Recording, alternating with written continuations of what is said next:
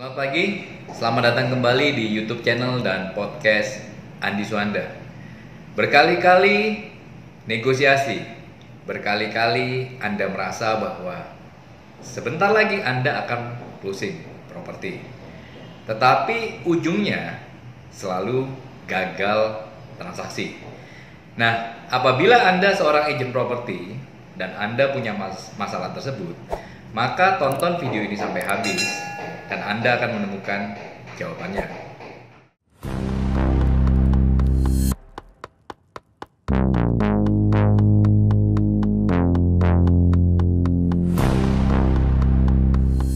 Teknik closing property level 9. Nah, ini adalah sebuah teknik yang Anda harus punya apabila Anda ingin closing secara konsisten dan luar biasa setiap bulannya.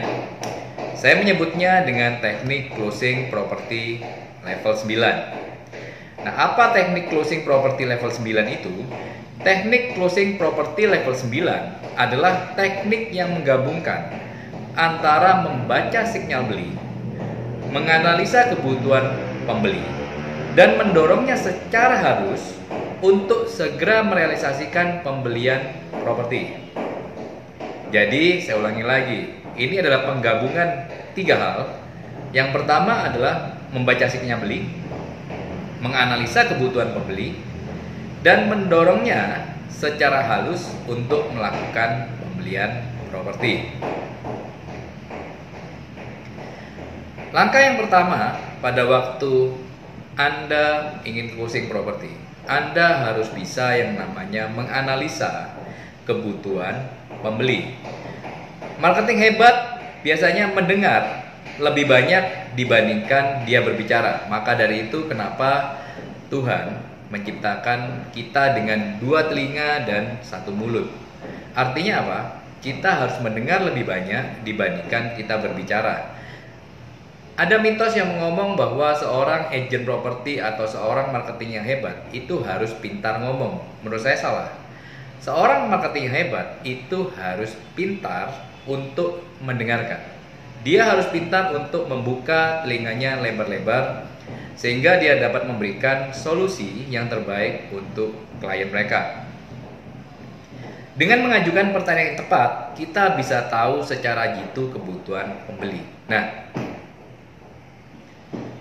saran dari saya apabila Anda ingin closing properti secara luar biasa, Anda lebih banyak mengajukan pertanyaan dibandingkan Anda bercerita mengenai properti itu sendiri. Saya melihat ada marketing yang pada waktu menjelaskan properti itu luar biasa sekali. Tetapi yang salah dari orang-orang tersebut adalah dia lupa untuk mengajukan pertanyaan-pertanyaan yang berbobot. Pertanyaan yang berbobot untuk menganalisa klien atau pembeli Anda. Begitu Anda gagal menganalisa kebutuhan mereka, maka chance Anda untuk closing akan kecil atau hilang. Dengan kemampuan analisa kebutuhan yang tinggi, maka closing properti adalah hal yang mudah, tidak sulit. Maka dari itu, sekali lagi, gunakan telinga Anda untuk mendengar lebih banyak dibandingkan Anda berbicara. Membaca sinyal beli. Marketing yang hebat biasanya selalu memperhatikan sinyal beli.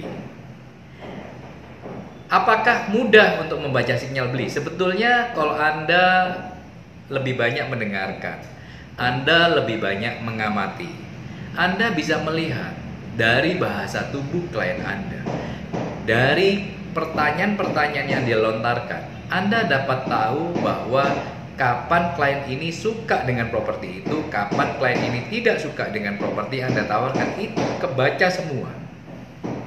Jadi salah satu contoh, misalnya orang yang sudah suka dengan properti itu, dia biasanya cenderung berlama-lama di properti tersebut. Biasanya kadang dia bisa 2 kali keliling di properti tersebut. Dan dia beserta mungkin istrinya atau suaminya itu mulai menggambarkan mengenai ruangan-ruangan yang akan mereka renovasi, mereka tata kembali. Nah, itu adalah salah satu contoh-contoh sinyal beli dari klien Anda. Dengan tahu sinyal beli, maka kita tahu kapan waktunya kita dorong pembeli dan kapan waktunya kita mundur selangkah. Kebanyakan agen properti hanya maju terus, mendorong klien untuk beli, padahal sebetulnya klien tidak mengirimkan sinyal beli tersebut. Dan apa yang terjadi pada saat klien tidak suka dengan properti tersebut dan Anda dorong terus? Klien akhirnya menjadi ilfil. Dia merasa bahwa Anda hanya menggunakan dia sebagai sarana atau target untuk closing properti. Nah, ini akhirnya membuat Anda tidak disukai oleh calon pembeli. Banyak amatir gagal membaca sinyal beli karena lebih memakai, sekali lagi, mulut dibandingkan telinga, sehingga akhirnya gagal closing. Saya seringkali melihat agen properti yang hebat itu bukan orang-orang yang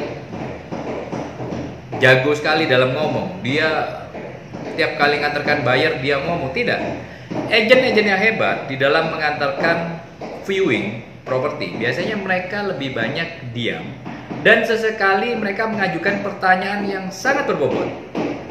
Dan mereka diam bukan artinya mereka tidak melakukan apa-apa. Yang mereka lakukan adalah mengamati yang namanya sinyal beli. Jadi begitu sudah mereka mengamati sinyal beli, mereka akan secara agresif mendekati klien, mendorong klien. Nah, itu agen yang hebat.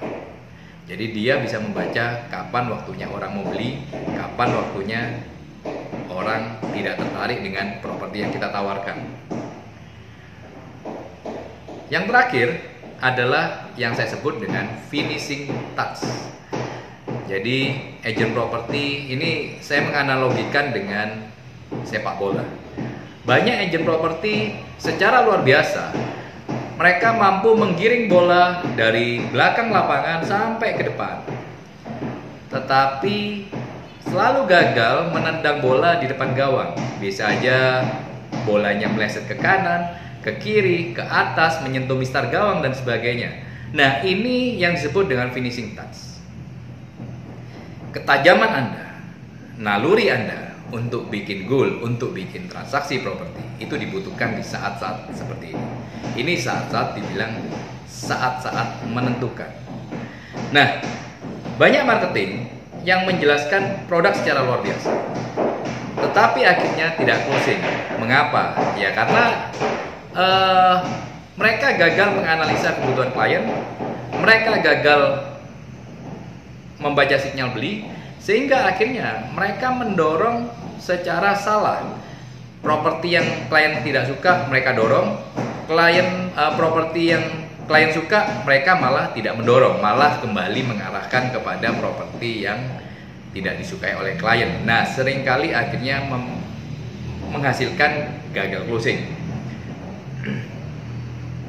Karena mengajukan juga, nah ini yang penting juga, karena final touch-nya, agen properti banyak mengajukan pertanyaan yang salah, pertanyaan yang akhirnya menghasilkan jawaban yes or no. Jadi misalnya nih, klien sudah kelihatan suka, terus kemudian kelihatan sekali sinyal belinya kuat, dia bertanya mengenai hal-hal yang lebih detail mengenai properti itu.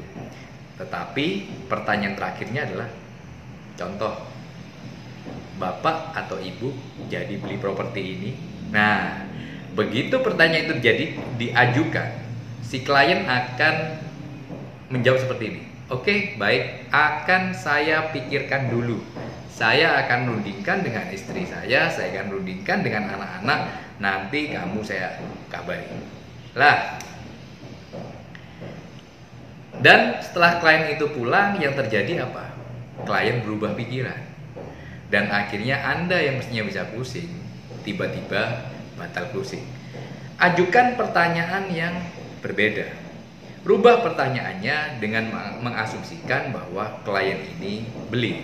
Jadi lebih baik pertanyaan apakah bapak atau ibu jadi beli itu dirubah menjadi bapak atau ibu rencana beli rumah ini dengan kredit atau tunai. Jadi kita memberikan framing, memberikan keadaan di mana si klien hanya boleh milih antara beli secara kredit atau beli secara tunai, dan ini hasilnya luar biasa sekali. Jadi saya harap dengan tips hari ini closing Anda menjadi lebih luar biasa dan semoga bermanfaat bagi Anda semua. Terima kasih.